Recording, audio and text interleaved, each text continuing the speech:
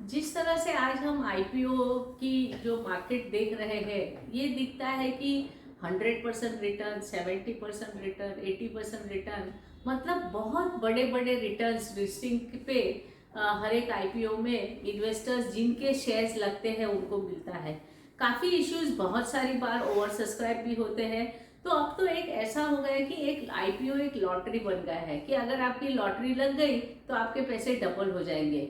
Of course हम IPO को सिर्फ इसी जरिए से, लॉटरी के जरिए से नहीं देख सकते, क्योंकि आईपीओ के बहुत सारी कंपनियां जो आ रही है उसमें कुछ अच्छी अच्छी कंपनियां भी है। और ऐसे एक कंपनी का हम आज जिस इश्यू की बात करने वाले हैं वो है विंडलेस बायोटेक।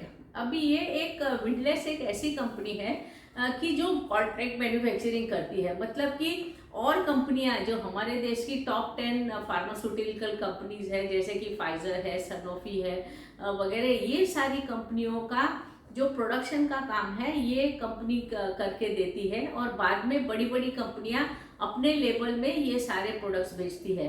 तो भारत की जो टॉप 5 कंपनीज है जो कॉन्ट्रैक्ट मैन्युफैक्चरिंग फार्मास्यूटिकल इंडस्ट्री के लिए करती है, तो उनमें से एक कंपनी ये विंडलेस बायोटेक है। इसका वर्किंग काफ़ी अच्छा रहा है। CAGR यानी कि हर साल जो इनकम बढ़ती है वो करीब 18% से रेवेन्यू बढ़ रही है और ऑपरेटिंग प्रॉफिट 19% से बढ़ रहा है। और इसकी बहुत अच्छी बात यह है कि इसका डेट इक्विटी रेशियो बिल्कुल कम है, मतलब 1 रुपए के कैपिटल के सामने सिर्फ 15 रुपए 15 पैसे इन्होंने डेट लिया हुआ है।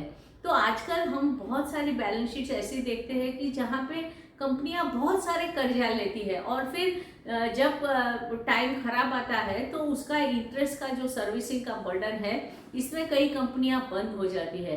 तो ये कंपनी की अच्छी बात यह है कि इनका डेट इक्विटी रेशियो 0.5 है, जो एक पॉजिटिव फैक्टर है। इसमें अगर हम रिस्क फैक्टर देखें तो एक तो कस्टमर कंसंट्रेशन बहुत ज़्यादा है, क्योंकि ऑलमोस्ट 60% जो इनका सेल है ये सिर्फ 5 या 7 कंपनियों को ये बेचते हैं।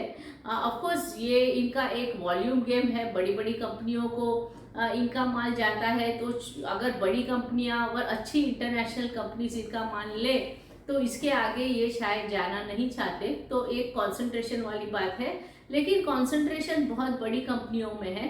तो उन कंपनियों के लिए ये कंपनी रिलेटिवली छोटी सप्लायर है। और इस कंपनी में भी कंसंट्रेशन, मतलब 7 कंपनियों में इनका पूरा वॉल्यूम फैला हुआ है। दूसरा है कि इसमें एक रिस्क फैक्टर ये भी बताया गया है कि क्वालिटी स्टैंडर्ड्स और टेक्निकल स्पेसिफिकेशंस कंपनी ने नहीं सेटिस्फाई किए हैं। अभी इसमें ज़्यादा जानकारी लेनी पड़ेगी, क्योंकि जो इंटरनेशनल कंपनीज इनसे प्रोडक्शन करवाती है उनके क्वालिटी स्टैंडर्ड्स ज़्यादातर अच्छे रहते हैं। तो शायद ये लोग इस कंपनी से भी क्वालिटी स्टैंडर्ड मेंटेन करवाने की कोशिश करते होंगे। और एक बात यह है कि इसका पी रेशियो काफ़ी हाई है। पी रेशियो जो अभी इशू आ रहा है ये 448 और 460 इसका बैंड है। तो इसमें पी रेशियो 62 पे बैठता है। तो सारे कंपनीज के अभी जितने भी इश्यूज आ रहे हैं वो सब 40 से लेके 100 तक के, 80 90 ऐसे सब बड़े बड़े पी रेशियो में आते हैं। पी रेशियो का मतलब क्या है? Price to earning.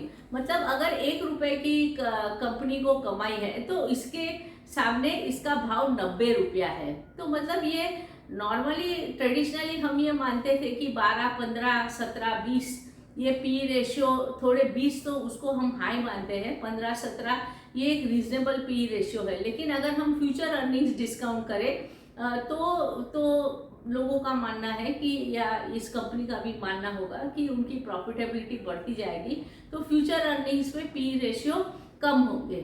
इसलिए मैं मानती हूँ कि ये इश्यू हमारे रिसर्च डिपार्टमेंट ने एक रिसर्च रिपोर्ट भी दिया है जो हमारी साइट investments.com पे अवेलेबल है। तो मेरी आपसे रिक्वेस्ट है कि आप ये इश्यू में ज़रूर अप्लाई कीजिए। और इसमें मिनिमम लॉट साइज सिर्फ 30 शेयर का है। तो ऑफकोर्स ये बहुत ही छोटा इन्वेस्टमेंट होता है, लेकिन इसमें आजकल आईपीओ में सेबी ने इतने अच्छा किया है कि सिर्फ 5 दिन में आपके पैसे टर्न अराउंड हो जाते हैं। मतलब 5 दिन बाद आपके पैसे आपको अवेलेबल हो जाते हैं, जो ये काफ़ी फास्ट टर्न अराउंड रेशियो है। तो अगर 5 दिन के लिए हमें इन्वेस्ट करना है तो मैं मानती हूँ कि ये बहुत बड़ी रकम नहीं है और आप इसको इन्वेस्ट कर सकते हो। और अगर इन्वेस्ट इसकी जो लिस्टिंग होगी उस दिन आप लिस्टिंग गेन्स के लिए बेच भी सकते हो। और अगर ये शेयर आपके पास रह भी गया तो लॉन्ग टर्म इन्वेस्टमेंट के लिए ये एक अच्छी कंपनी है। तो ये हमारी बातें थी विंडलेस के बारे में। और आपको ज़्यादा जानकारी इनके प्रोस्पेक्टस पढ़ने से आपको मिलेगी, जो भी हमारी वेबसाइट पे अवेलेबल है। और अगर आप आईपीओ में अप्लाई करना चाहो, बिल्कुल 2 या 3 स्टेप्स में इजीली आप हमारे वेबसाइट थ्रू आईपीओ में अप्लाई कर सकते हो। अगर आपने हमारे पास केवाईसी नहीं भी किया हो और आपके पास सिर्फ डीमैट नंबर हो तो आप आसानी से आईपीओ अप्लाई कर सकते हो। और अगर आपके पास डीमैट अकाउंट नहीं है फिर भी आप अप्लाई कर सकते हो, क्योंकि हम बिल्कुल आसानी से कुछ घंटों में आपको हम डीमैट अकाउंट खोलकर दे सकते हैं। तो ये हमारी सारी बातें इस आईपीओ के बारे में है। और आप हमें फॉलो कीजिए, हमें लाइक कीजिए और इन्वेस्टमेंट्स का जो हमारा चैनल है इस पे आप बने रहिए।